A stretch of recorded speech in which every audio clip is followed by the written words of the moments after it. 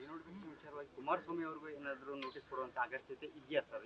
ಇಲ್ಲ, ಅದು ನೋಡ್ಬೇಕೀಗ. ಎಲ್ಲರಿಗೂ ಒಂದೇ ಮಾನದಂಡ ಅಲ್ಲ.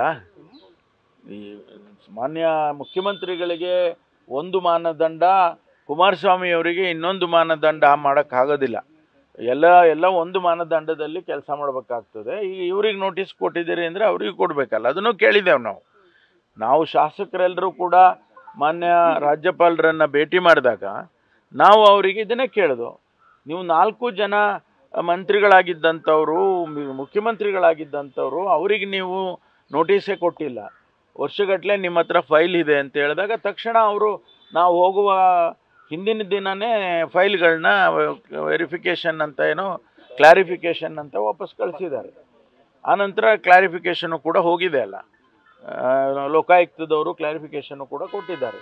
ಕೊಡ್ಬೇಕಲ್ವಾ? ಈಗ ಮಾಹಿತಿ ಸೋರಿಕೆ ಆಗ್ತಾ ಇದೆ. ಪ್ರಕರಣಗಳನ್ನ ಕ್ಯಾಬಿನೆಟ್ ಅಲ್ಲಿ ಹೆಂಗ್ ಚರ್ಚೆ ಮಾಡಿದ್ರಿ? ಲೋಕಾಯುಕ್ತ ಮತ್ತು ರಾಜಭವನ ಇರೋ ನಡುವೆ ಗೌಪ್ಯ ಮಾಹಿತಿ ಅದು ವಿತ್ ಡೇಟ್ ಪ್ರಕಾರ ನೀವು ಹೆಂಗೆ ಚರ್ಚೆ ಮಾಡಿದ್ರಿ? ಅಲ್ಲ, ನಾವು ಚರ್ಚೆ ಮಾಡಿರೋದು ಶೋಕಾಸ್ ನೋಟಿಸ್, ಅದು ರೈಟಿಂಗಲ್ಲಿ ಕೊಟ್ಟಿದ್ದು.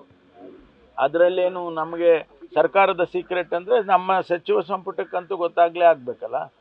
ಅದರಿಂದ ನಾವು ಚರ್ಚೆ ಮಾಡಿದ್ವಿ. ನಾವು ಚರ್ಚೆ ಮಾಡಿ ಕಾನ್ಸ್ಟಿಟ್ಯೂಷನಲ್ಲಿ cabinet can advise the governor ಅಂತ ಇರುವಾಗ ನಾವು ಅಡ್ವೈಸ್ ಮಾಡೋದು, ನೋಡಿಯಪ್ಪ ನೀವು ಮಾಡಿರೋ ತೀರ್ಮಾನ ಸರಿ ಇಲ್ಲ, ಇದನ್ನು ಪುನರ್ ಪರಿಶೀಲನೆ ಮಾಡ್ಕೊಳ್ಳಿ ಅಂತ ಹೇಳಿ ನಾವು ಅಡ್ವೈಸ್ ಮಾಡೋದು.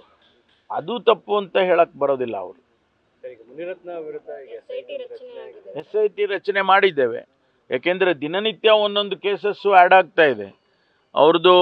ಈಗ ನಾವು ಮೇಲ್ನೋಟಕ್ಕೆ ಏನೋ ಒಂದು ಕೇಸ್ ಕೊಟ್ಟಿದ್ರು ಅಂತೇಳಿ ಕೇಸ್ ತೊಗೊಂಡು ಅವ್ರನ್ನ ಇನ್ವೆಸ್ಟಿಗೇಷನ್ ಮಾಡಿಕೊಂಡು ಅವ್ರನ್ನ ಅರೆಸ್ಟ್ ಮಾಡಿದ್ದು. ಅದಾದ ಮೇಲೆ ಈಗ ಕೇಸ್ಗಳು ಬರ್ತಾ ಇದೆ. ಹಾಗಾಗಿ ಅದಕ್ಕೆ SIT ಅಗತ್ಯತೆ ಇದೆ ಅಂತೇಳಿ SIT ಮಾಡಿದ್ವಿ. ತಗೊಳ್ಳೇಬೇಕಲ್ಲ, ಇನ್ವೆಸ್ಟಿಗೇಷನ್ ಮಾಡಬೇಕಲ್ಲ. ಈಗಾಗಲೇ ಒಂದಿಷ್ಟು ಮಾಹಿತಿಗಳನ್ನ ಕಲೆ ಹಾಕಿದ್ದಾರೆ.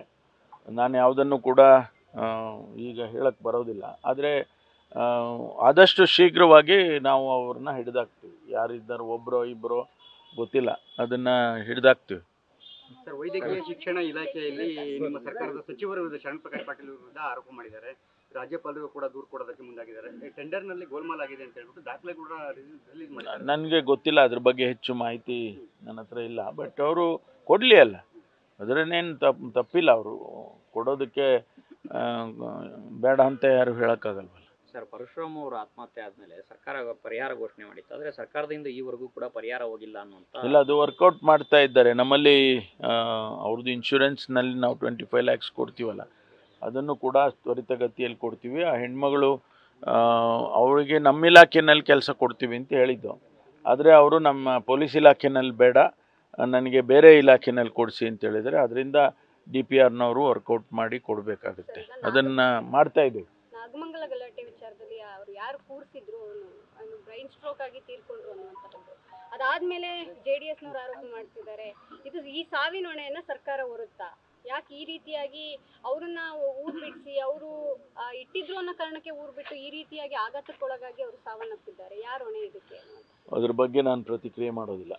ಯಾಕೆಂದರೆ ಅದು ಏನು ನಡೆದಿದೆ ಎಲ್ಲವೂ ಈಗ ತನಿಖೆ ವರದಿ ಸರ್ಕಾರದ ಕೈಗೆ ಸೇರೋವರೆಗೂ ನಾವು ಅದ್ರ ಬಗ್ಗೆ ಹೆಚ್ಚು ಮಾತಾಡೋದು ಸೂಕ್ತ ಅಲ್ಲ ಅಂತೇಳಿ ನನಗನ್ಸುತ್ತೆ.